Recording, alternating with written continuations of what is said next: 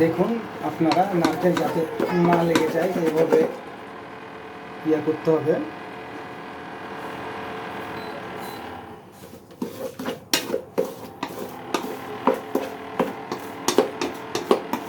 যাতে নারকেলটা না লেগে যায় তলায়, এর জন্য দেখে শুনে রাখতে হবে।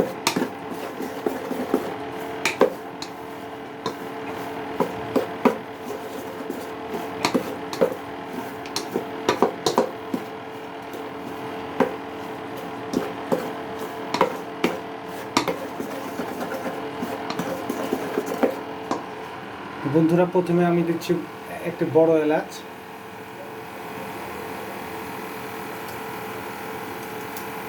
প্রথমে দেওয়া হলে একটু বড় এলাচ দিয়ে ওটাকে নাড়িয়ে মিশিয়ে দিচ্ছি। তারপরে বন্ধুগণ, এরকম 5টি থেকে 6টি ছোট এলাচগুলো অবশ্যই ফাটিয়ে নিতে হবে। এলাচগুলো ফাটিয়ে নিলাম।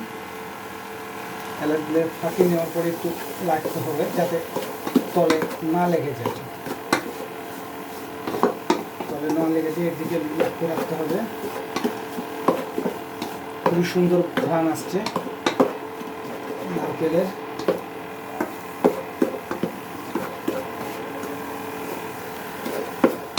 দেখুন বন্ধুরা, যাতে সসপ্যানে লেগে না যায় এদিকটা খেয়াল রাখতে হবে। দেওয়া হলো বড় এলাচ, ছোট এলাচ। এখন যেটা দেবো সেটা হলো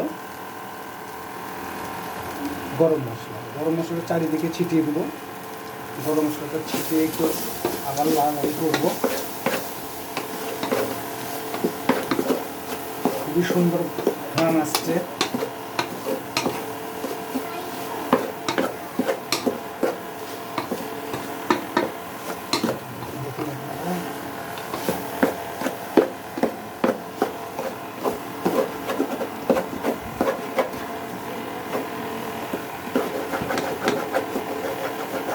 এইভাবে লাগতে হবে যাতে না লেগে যায়। বারে বারে আমি একটা কথাই বলছি, লাগানো যাবে না, পোড়ানো যাবে না। যখন একটু বাদামি কালার হয়ে আসবে তখন চুলাটা বন্ধ করে দিবেন। এখন হালকা বাদামি কালার হয়ে আসছে। তার আগে আপনি ঘি, ভালো ঘি সবসময় ব্যবহার করবেন। এরকম ঘি দেওয়া হলো। মোবাইলটা ঠিক করেন। গাওয়া ঘি দেওয়া হলো।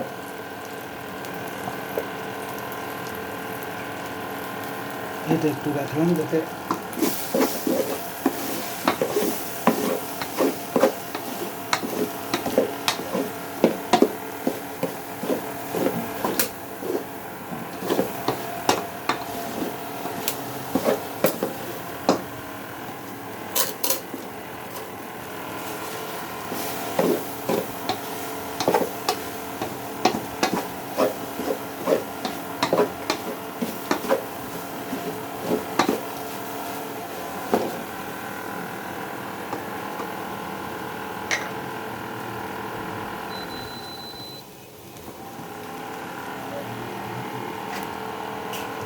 চাকু দিয়ে